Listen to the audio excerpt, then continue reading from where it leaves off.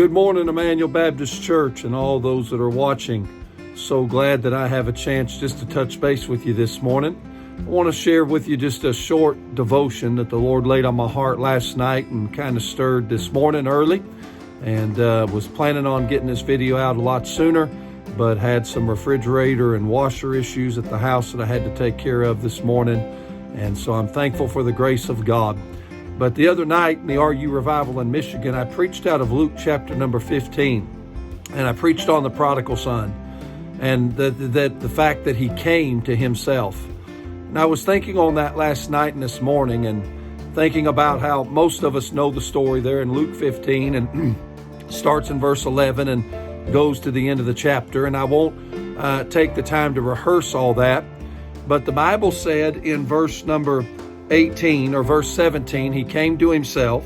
He said, "How many hired servants of my father have bread enough and to spare, and I perish with hunger?" In other words, if I could put it this way, the prodigal finally realized his condition. He came to himself. The Bible tells us that he had would have gladly ate the husk that he had been feeding the swine, and all the things, and how bad that he got. And though we may not put ourselves in the prodigal's place, truth of the matter is, anything in our life that is not pleasing God or honoring God is causing us to be a prodigal. It may be something as simple as not reading our Bible or praying, or some unconfessed sin, or some bitterness or anger in our life.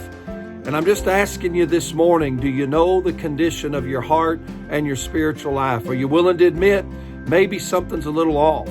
He realized his condition, and when he did, I want you to notice, secondly, he made a confession. The Bible said in verse 18, he said, "I will arise and go to my father, and will say unto him, Father, I have sinned against heaven and before thee." He's willing to confess that he's wrong, that he's messed up, that he's sinned, that he's made a mistake. You know, many times we know our condition's not good, but many times we're not willing to admit or to confess what needs to take place. But then I want you to notice, thirdly, not only his condition and his confession, but here's the thing that the Lord spoke to my heart about. Notice his choice. In verse 18, it's great that he realized his condition, and many of us know something in our life's not right. It's great that he's willing to confess it. That's wonderful. But until he makes the choice in verse 18 to say, "I will arise," the condition and the confession would have done him no good. And so I want to challenge you this morning.